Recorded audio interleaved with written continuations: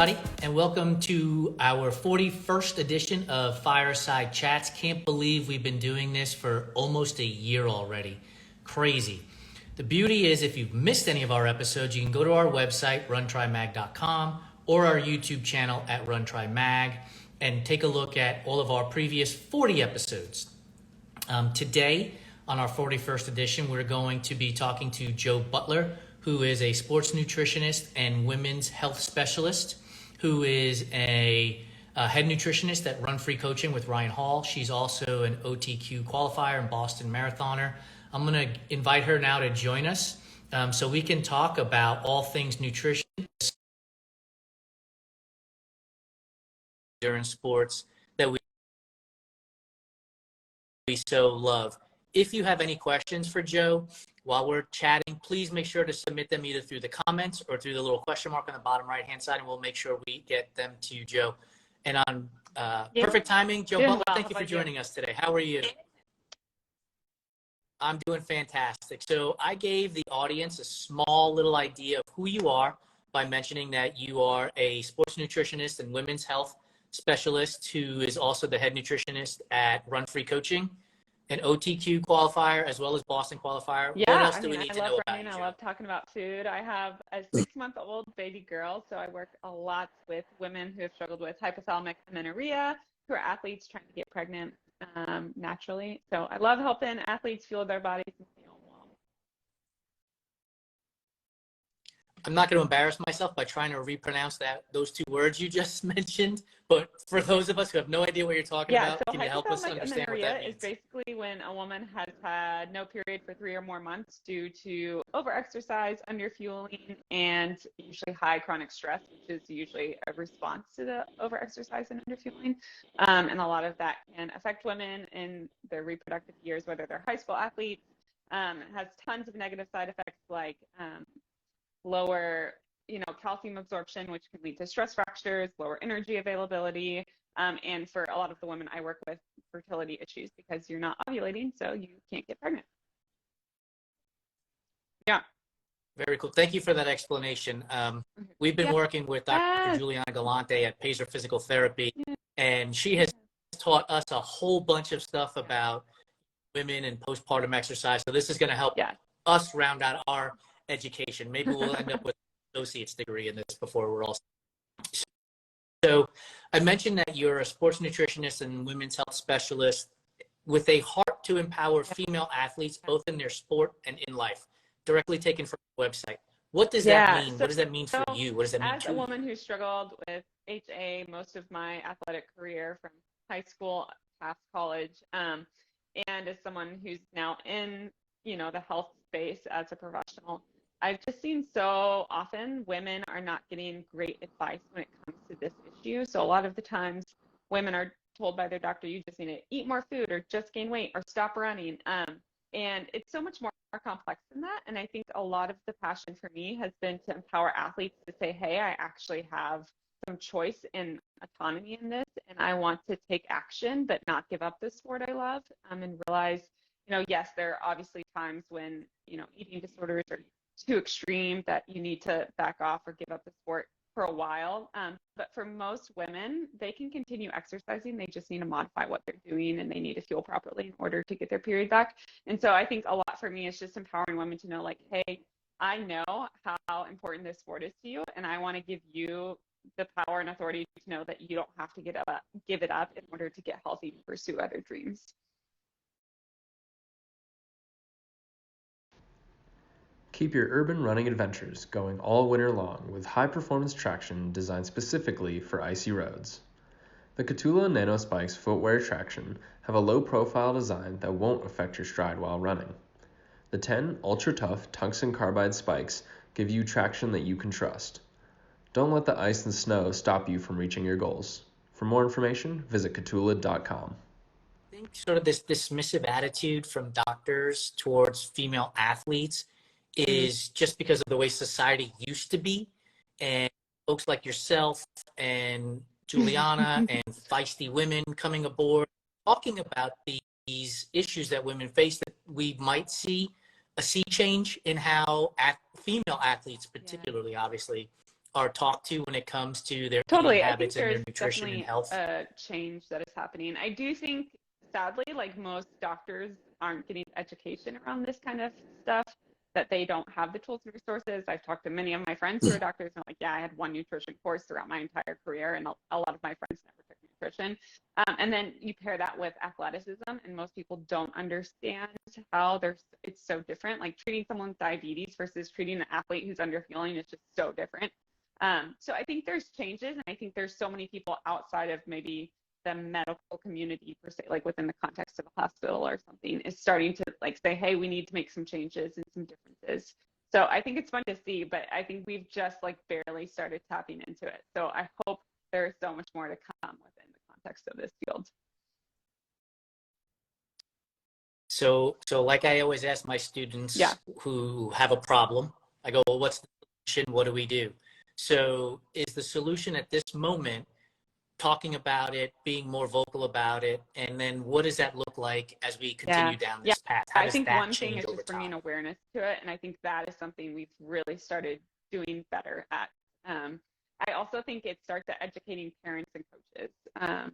Truth be told, like this kind of stuff starts young. The average age of onset of an eating disorder is now, I think, 11 years old. So you start pairing that with athletics and girls getting the message that, hey, my weight is what's going to make me faster. You start coming into this whole like realm of issues, and it starts there. So we need to start educating parents like, hey, you need to know your kid not having a period is not a healthy thing. You need to start educating coaches like, hey, when you see your athletes have this issue, in high school, we need to start talking about this and helping these kids get help from then, not, 10 years down the road once they like have, are in control of themselves and can say like, hey, I can now go pay for help. We need to start younger. And so I think that's where it starts. And once we start there more, it's going to continue to spread. And I do think the medical community is starting to catch up, and I have friends who are advocating for this within the context of the medical community. So it's going to take time, but we're going to get there. And I think if, the more people we get on board and more people who are aware of what's going on, we're going to see more and more change. Well, we hope that this Yeah. is like Yes. one of the pebbles in the many pebbles that get Totally. this conversation. And pardon me, I wrote down Yeah. a whole bunch of questions, so I'm reading off my laptop because I did some diving into your website and your Instagram account. And so I'm going to read and ask you this question simultaneously. You mentioned that you empower female athletes to eat enough to balance their hormones so they can finally hit personal records without eliminating exercise. And those last three words are italicized, which means they're important. And the question I have is not eating enough a result of totally. our media It's so culture? influenced by media. Also, like culture before us, like diet culture was huge. Do you think? I think of the 90s and the early 2000s. It was like, let's cut out carbs, let's cut out fats, like let's cut out all these essential nutrients that are so important to us, and let's replace them with fake foods. I was literally just having a conversation with someone the other day where like, what happened when like whole foods were just the norm? We go back to ancestral times where that's all they ate, and then all of a sudden we got this mixed messaging that all of a sudden an Atkins bar or processed food bar is healthier than like the whole food you get from a cow or from plants. So we have to like start devolving some of that information, be like, hey, here's what's actually accurate, but you've been placed with this media and all this other information from diet culture that's very confusing and not super accurate. So then as a part of the media, is it our responsibility, and I'm going to phrase this properly in my mouth, to tell a lobbying firm, right? Because that's essentially what happens, right? This is all based on advertising spend. The who spends the most gets their message out the fastest. So should we as media corporations call Joe Butler and say, hey, Joe, I've got this ad for this bar, this other thing. Is this something that we want to promote? How does this play into that scenario, and take the risk of not securing finance revenue for our company, right? Totally. It's a balance. Yeah, I think it is totally a balance. And, I always like to tell people, like, all foods fit in your diet. So, like, even those processed bars can totally work. It's just understanding that's not the quick fix. That's not going to be your solution to get what you want. So I think it's knowing the balance there and knowing what you're promoting. Like, I definitely would love if people would come to me and say like, hey, is this a viable option to promote? Like, should I get behind this company and what they're doing? Because a lot of companies are doing really great things and promoting really great messaging. And then other companies are like, hey, eat this bar all day, every day, and you're going to lose 5 pounds in 5 days. And it's like, that's maybe not the best solution. So knowing like what the companies themselves are standing for, because there are sports supplements that are essential to performance, and that can be really advantageous as well. Yeah. So the question I have, and it goes along these lines, is your mission is to help women drop the fad diets and social stigmas and fuel their bodies with a purpose. So my question is it frustrating to be constantly going after the next big thing to help athletes succeed? And how do you continue to hammer the message that you're bringing to the table? It's so frustrating because people don't believe it, and people want instant gratification, you know? So like, I can guarantee you, like, every nutritionist who's really going off like, hey, I care more about your health and like you doing this for your health, it's a long haul thing. You know, like we talk about that with athleticism in general. I always compare it to training, right? Like if you're training for a marathon or an Ironman, it's not like you're going to be like, oh, tomorrow I'm going to go do that marathon and I've never run a day in my life, right? Like you're not going to get results, or at least the results you wanted. Like unless you've been active and, you know, doing some sort of training up to that point. It's the same thing with your diet. Like you have to know, like if how you're fueling is going to take time to like really calibrate. So like your body's going to take time to adjust. If you've been struggling with hormonal imbalances, like that's not going to change overnight just because you decide I'm going to eat better the next day. It's going to take time. So it's super frustrating because like real health takes time and it's consistent habits, you know, like things that you do day in and day out. But I've like talked to so many people, and the athletes, when they buy in and they actually do it, it's so fun because they're like, whoa, I like ran so much faster than I ever thought possible. Or athletes that have been starving themselves because they thought that's how they were going to lose the weight, start doubling their calories and they start losing weight, and you start seeing their bodies like work properly. And it's super fun to like actually see people buy in and realize, oh, this stuff actually works. I don't have to do these crazy things in order to get results. So let me ask you, is this a marketing problem that can be addressed from your perspective in your profession to be nutritionist coach, right? We tend to listen to coaches, people who are going to tell us what to do. Mm-hmm. So instead of calling yourself a nutritionist or a doctor, if we added that word in and became coach, do you think you'd get more buy-in I think from that the athletes? term is being thrown around a lot more. Like a lot of people will refer to me as a nutrition coach or a nutritionist, or just coach, you know? So I think it's, you know, and it depends on the person, right? Like some people are going to be like, nutrition coach, I want to talk to the real thing. Just because, again, stigmas or whatever. So yeah, I think it can be helpful. I don't know if it's like the one size fits all approach, but for some people, I definitely think it's a tool that can be used. Yeah, I mean, I have coached athletes to 100-mile races, and you know, a lot of the times it's kind of like you need to rest and recover, and then right, and then you know, one day they have a bad run, and I'm like, well, how much did you sleep the night before, right? Mm-hmm. So you're just constantly hammering away at that concept, and it's not the easiest thing, but you know it's the right thing, and that's the guy, right? Excuse me. For those of you that are just joining us, my name is Jason Bahamundi. I'm the founder and co-owner of Run Try Bike. We are talking to Jo Butler, who is a sports nutritionist and a women's health specialist, about all things nutrition, not specifically just for women, but for everybody. And we'll get into the specifics of women in a moment.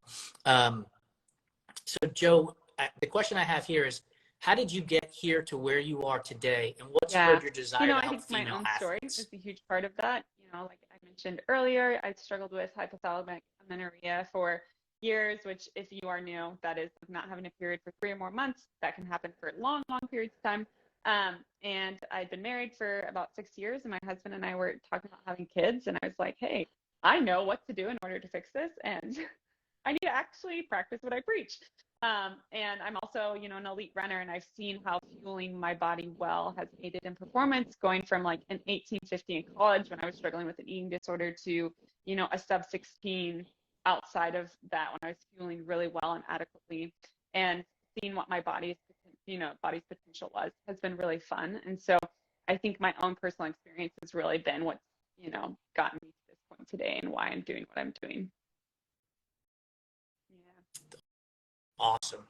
So I like I mentioned, I dove back into your Instagram account, and about 2 weeks ago, you had a video about pumping at 10 p.m. And there was a Yes, lot of yes. humor to it for me, right? A bit of truth to it. So are you hoping that some of the humor helps women laugh as well? Yeah. To be like, okay, Yeah. this is Yeah, normal. This is too, happening. like motherhood is such a unique experience, and man, it comes with a lot of ups and downs. And so I think one of like my favorite things is just like humanizing like all of this stuff. When we talk about like health and we talk about all of these things that are very entwined to our emotions, like it is. Sorry, like when we talk about food, it's not just food, it's very emotional, and reminding people like, hey, we can make this lighthearted, and just like also make us as professionals human. Like we struggle just like you struggle. Like we have like, you may be a mom who is maybe running your first 5K and you're just trying to get into running, and you're like, I'm trying to figure out this pumping and running thing too, and like it's hard. And knowing like, hey, even if I am an elite athlete, like I still struggle with this stuff as well, and I'm exhausted and I'm navigating this. We're all just humans in it together. And so just knowing that, I think, is comforting. Yeah. Do you think there's like this perception of 100%. perfection that Yeah. No. I don't even have to finish the question, uh, right? It's like, but here's what I don't understand. mm-hmm. Like we can talk about this, you and I, and hopefully millions of people hear it too, and they'll say, yeah, we know that what we see on Yeah. social media isn't the full picture. Yeah. Yeah. Yet we still Yeah. act like Totally. it is. Yeah. Right? We put stress on our to somehow be the perfect person for Instagram. And I know you're not a psychologist, but why? I don't know. Like, why do I do this? I like secretly, not so secretly, actually, I like kind of hate social media because of that. Like, I think so many of us are so tangled in this. And like, as someone who's done like so much of my own personal development with mental health, and also like as a, nutrition professional and coach, like you work so much on the mental side of things, and you see how damaging some of these like thoughts and ideations can be to like not only your performance but your health. And it's so frustrating to me, and I think that's why like I'm so passionate about like this is not all perfect, like life is hard. But people do get there, and I think it's because it's what we want in some ways. Like we want life to be that simple and black and white, and the reality is it's just not. It's easier to like pretend it is, I think, in many ways. And so I would say most of the people I follow on social media are the ones that I feel like are very real and like goofy and just not just showing just the perfect picture, because it makes me feel more seen and more normal, which I appreciate. Well, to normalize this whole conversation, as I mentioned to you while we were in the green room, like I just finished teaching, run home, and I'm hungry, and I'm like, I'm just gonna shovel 2 Reese's peanut butter cups into my bowl because I just want some calories, and I'm thinking it'll hold me over for and I'll be good to go. That. So athletes, and you're battling, and I talked about this a little bit earlier, but you're battling this picture perfect idea of how people are supposed to do things. How do you approach clients? Do you have like in your mind an outline of how you want to talk to them and what you want to talk to them about? Or do you let them lead the way and listen to everything that they say and then address it from there? There's definitely an outline because I think there are principles that need to be covered. Obviously, like how much you need to be eating is very important, making sure you're feeling well. But also letting people, like everyone has their own story. So knowing everyone's personal struggles it's really important in my field, because what works for one person may not work for another. So even if, there are principles and things that are important that need to be discussed, it's also important to know like their story and their battle is different. And so just making sure people feel heard and seen for that. Because my story, although some people may experience something very similar, is different than someone else. Like what triggered me down my path of an eating disorder may be different for someone else. Maybe someone is just experiencing hypothalamic amenorrhea, but it's not because they have an eating disorder. Maybe it's just lack of education or, like fear of certain food because someone told them it's bad, So it's just, I think everyone's different and you have to hold that very loosely, but also knowing like, hey, there are things that are really important. Like you need to be eating before you work out. You need to be eating after you work out. Like you can't negate that. Like that is science and that is something that's going to help you. So just making sure that's in the picture as well. Yeah, so like I talked to my students this afternoon Yeah. about SME, subject matter experts, right? So if I'm Yeah. about nutrition, I'm going to come to you, especially if I'm a female athlete, because you're a subject matter expert, and I know that there are going to be some guardrails along. Here's my story, but guide me through the guide. For those of you who are joining us, if you've got questions for Jo, please type them into the comment box down there below, and I'll make sure I address them with her. One of the things I wanted to ask you about is what is Fueled to Perform? Yeah, so and who is that intended it's for? an online group program I have created. Right now, it's not currently up and running. It will be soon, hopefully this spring. But it is like a group program that goes through my principles of what you need to be doing to fuel for your performance as an endurance athlete. So I specifically there cover endurance athletes and what they should be doing. We talk about what you need to be eating every day, what, when, and how much. We talk about eating around exercise. Fun little piece is exercise modification for those of you who may be running too hard too often or maybe running too much and don't have the experience there. That's where my kinesiology degree comes into play, and I have a blast talking about that stuff. And then we talk about stress management and sleep and the power of those things in your performance. So it's a really fun course that I've created, and I love educating people in that area. So if you are interested later this spring, feel free to join my wait list. I'm happy to help you there. Yeah. Men and women? That's a very. So one of the things I wrote, and I asked that question as well just now, is can the instructions that you give to athletes of course. also apply to the men? They're very similar in many ways. Obviously, again, if you're having certain women are having specific issues or they're coming to me for like fertility issues, it's going to be a little different. But the same principles follow. Like you need to eat frequently throughout the day. You need to be eating enough. You need to be making sure you're eating around exercise. Those things do not change for men and women. Those are the facts of being an endurance athlete. You got to fuel well. So I'm going to put you on the spot. Give us what a day in eating looks like for Jo when you've got a 10-mile run on schedule. Usually, breakfast is my favorite meal. I love breakfast. I can eat breakfast every day, all day. Usually wake up. I am like a mid-morning runner when I'm training hard. So I will wake up, drink a cup of coffee, probably 2 cups if I'm being honest, with some cream or just like heavy cream. If one, go half or heavy cream, either one. I love French toast. So I pull out my challah bread, eat a couple slices of French toast with some eggs and cheese. That is my jam. Let it set for an hour or so, go out for my run, come home, usually eat some like Greek yogurt and granola with some honey right away, get something in my system, eat a normal lunch, depending on what that may be. For me, it could be a bowl with like chicken, and I love to cook. So when I say chicken or anything, it's usually like homemade and probably been simmering on the stove the night before. So it's very flavorful. I'm not like just like grilled chicken, put it on with no seasoning. It's usually really something really tasty. So people like would look to me at recipes and be like, oh my gosh, this is super complicated. Please realize you don't have to do that to eat healthy. But yeah, like sweet potatoes or grains, veggies. I always eat like a huge salad with lunch, as well as like either bread or some sort of like sweet potato or grain, as well as maybe eggs. Again, I love eggs. I love breakfast. And then I'll usually have a snack before. Again, something simple. Sometimes it's cereal. Sometimes I don't even know. It's been a while since I've run 10 miles because I just had a baby. So, but something easy. I always try to get some carbs, proteins, and fats in there, and then a hearty dinner. So, yeah, it'll be soon enough. But yeah, dinner is usually, we love pasta. We eat a lot of pasta in our home, as well as like steak and potatoes.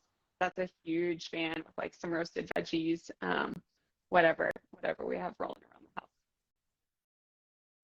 Yeah, You yeah. mentioned your husband, correct? He runs for He a fun runner as when well? he wants to. So Okay.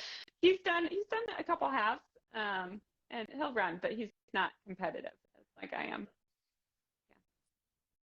So how do you balance that? Is he just, Yeah, I'll eat whatever thankfully you're he'll eat making just and about we're good whatever to I'm making. go? So, again, I like to cook, so I cook pretty lavishly at home. So it's never boring. So he hasn't made. So one more question for you. You chatted with one of our favorite Yeah, people on your podcast a year yeah. ago, here, Stevie Lynn Smith. What's it like to find people that It's so share your fun. vision I and mean, want to I help feel like people others? like Stevie and I could talk for hours because we get so irritated by the same things and then so passionate about the same things. So, yeah, it's really fun to collaborate and also realize I think this often feels daunting. Like you said before, there's so many like things coming at us that are like you should do this instead that have a lot more money and a lot more power and voice. So it's really good to know there are other people out there that are, fighting and like saying, hey, we want to make a change and a difference in this sport and health for athletes. So I know Endurance Exchange just took place in Austin Yeah. last week, funded by USAT. Are there conferences that allow for, nutritionists, sports nutritionists to Yeah. talk to the attendees and present in sort of a I'm sure balance to what we there see in are. the I've not media? been to a lot. um, but, I know there are.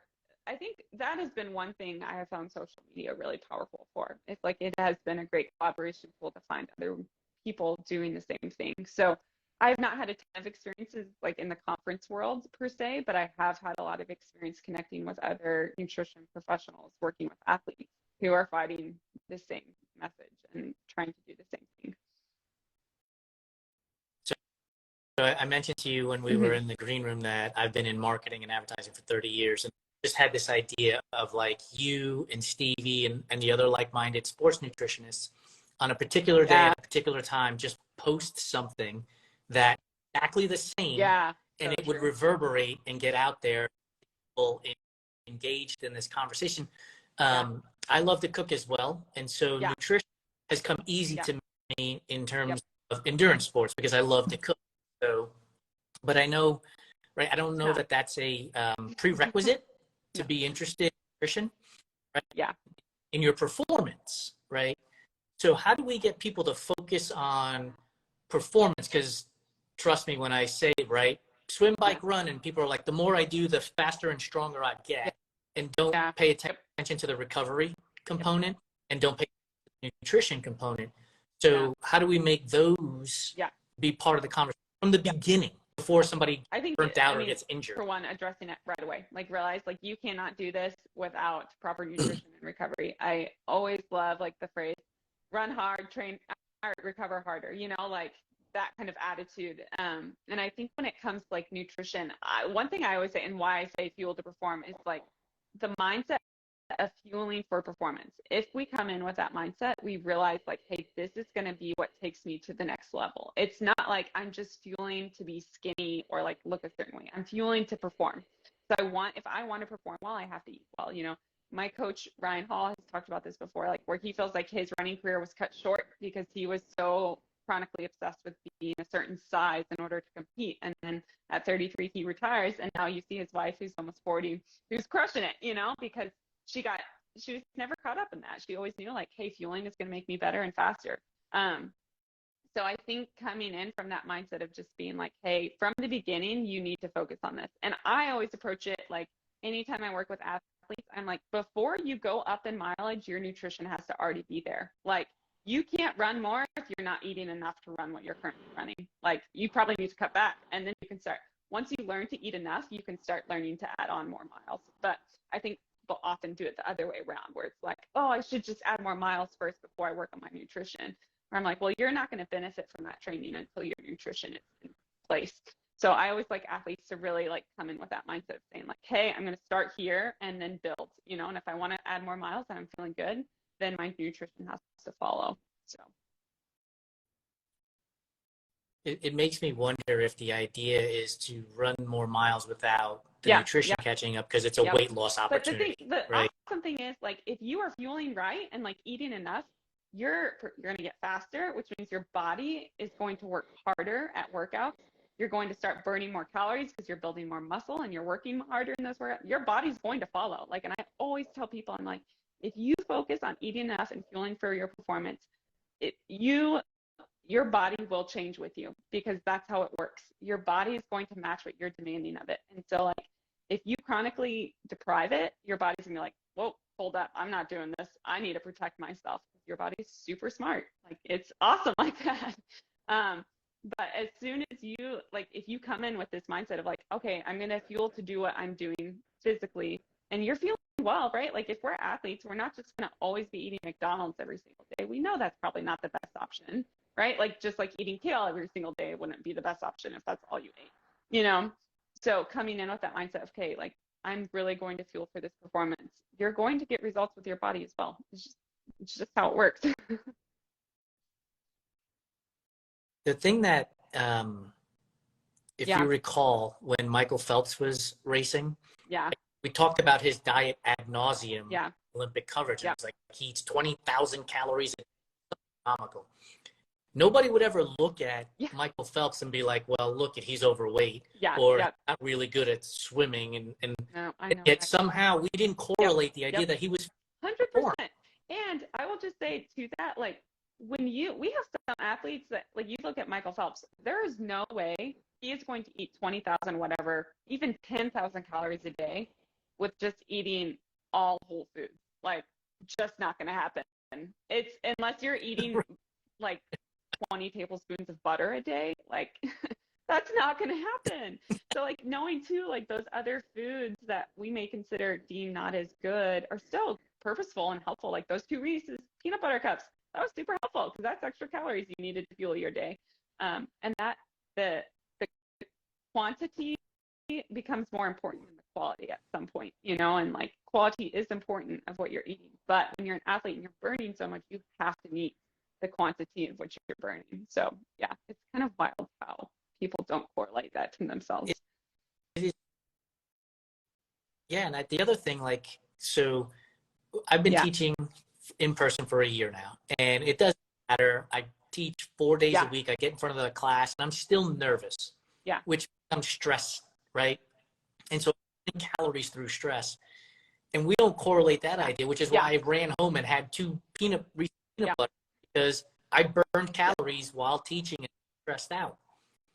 And so we talked earlier about yeah, the picture perfect social media page that we yep, see, 100, and it causes us stress. yep, Like, my life doesn't look perfect, yep, and yet somehow we don't yep, calculate in our minds that we need to eat yep, more yep, because we're stressed out yep, and not yep, stress yep, eating, which is, I think, totally, a different. totally, yeah, So it's amazing to me how much nutrition plays into our lifestyle, no yep, matter who yep, we are, and yet we don't equate the two. So I'm going to put it on your yeah, plate, and I'm going to talk to Stevie later on. I love We it. need to get this out there and louder, and Happy at Run Try Bike to help get the message out to let people know, like, Yes, it's please. okay to eat, Yes, please. So before we wrap up, we're going to jump into some rapid fire questions. hmm Here on Instagram at Joe Thrives, where yeah, people get in yes. touch with you, So you can and always how go do to they my work with you? website. It's www.thriveperformance. That's with the number 4.co. So co. You can find all about me there. You can also email me at joe@thriveperformance.com to connect. And also, you can just reach out to me on Instagram. I'm happy to chat there. But yeah, I love working. I work mainly one-on-one with people right now. And it's, yeah, if you want to reach out, feel free. Awesome. For those of you who are joining late, this will be on our feed immediately after the conversation, but then also tomorrow it'll be on our website and our YouTube channel.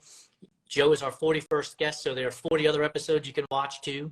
And then on Monday, it'll be on our podcast, which is through Apple, Google, and Spotify. So if you're on the treadmill or you're riding the bike trainer and you want to listen to this conversation and get some really good information from Joe Butler at Thrives for Performance. Please make sure to tune in. So now we've had some serious conversations about how we're all impacted by social Yes. media. So let's have some fun. Ready for fun? Yes. So when you're running, do you listen to music, a podcast that Run It Try depends Bike, on my mood. or nothing at So all? I go through like seasons where either I like get really amped up on music, or I just am like, nope, it's just me in the road. Kind of, I'm like feeling more stressed. I kind of like to unwind on my runs and just like take and relax. So when you're listening to music, what's your favorite genre and favorite artist in that genre? That's a super Hard-hitting hard-hitting question.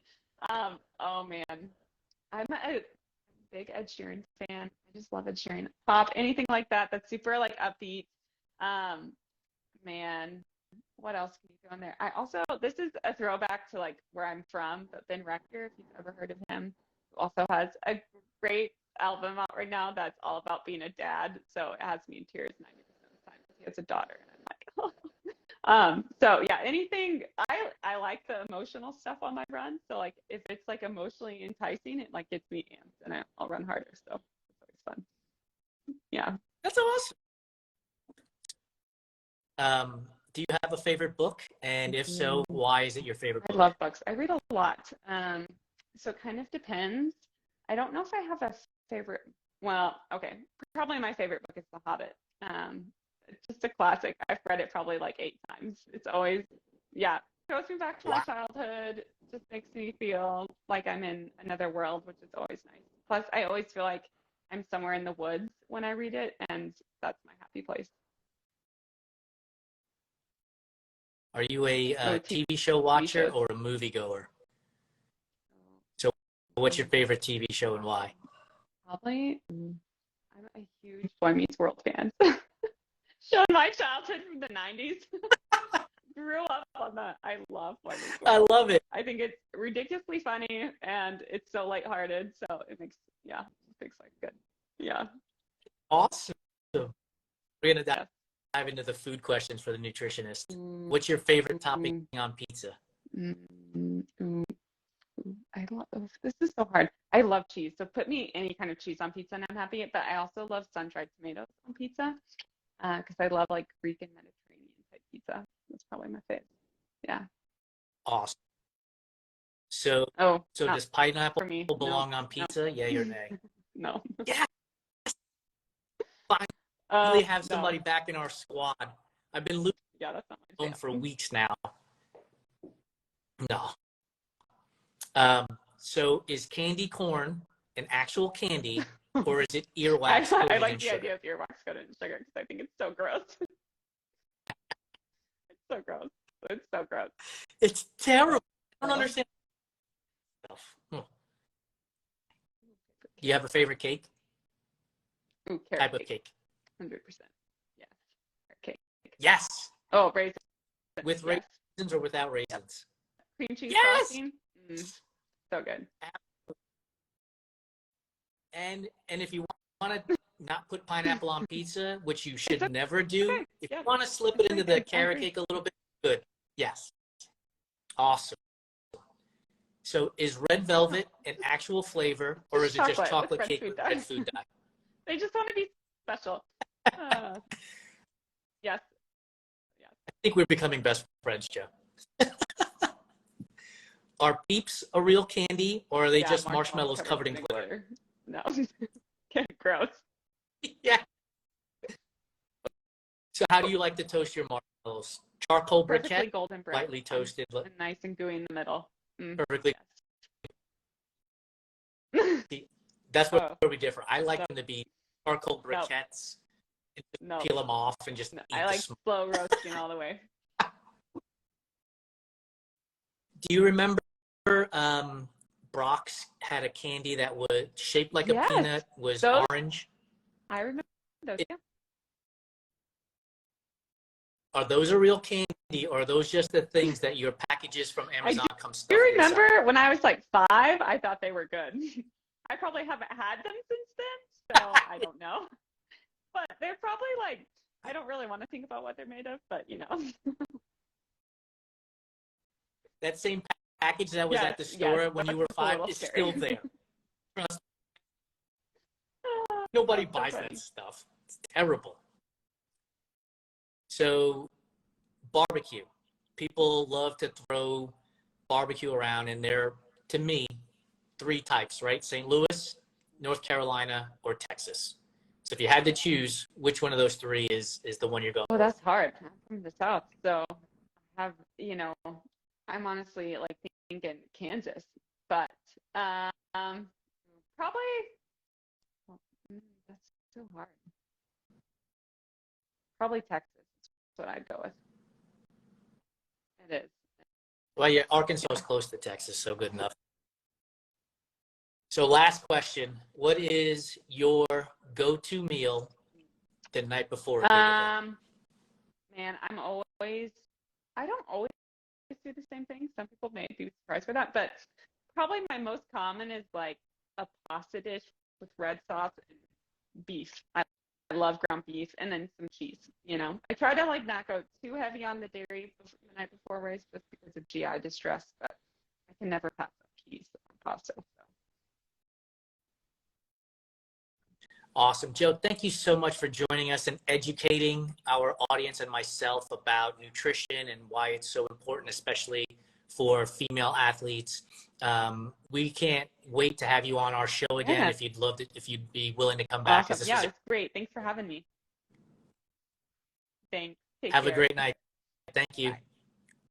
Bye-bye. Did Ohm send me this stuff?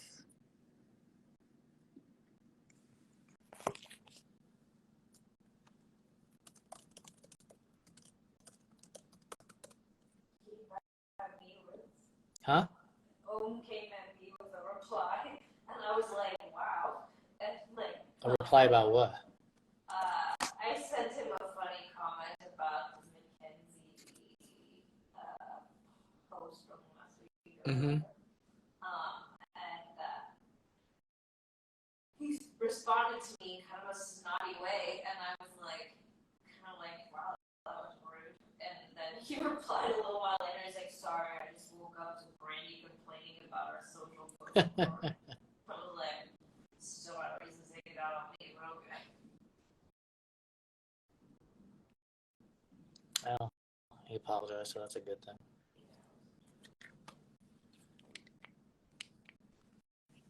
God, that's bright. She was a fun conversation. Yeah, she chose all your food choices. Yeah, I like it. She's going to be on our show every week from now on. Good thing she's married, that you might fall in love with her. No, that's not going to get me to fall in love with you. It might get me to eat at your house, but that's about it.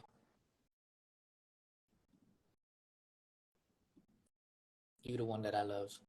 I'm not sure why, but I appreciate it. What? I'm not sure why, but I appreciate it. You're not sure why what? Why I love me.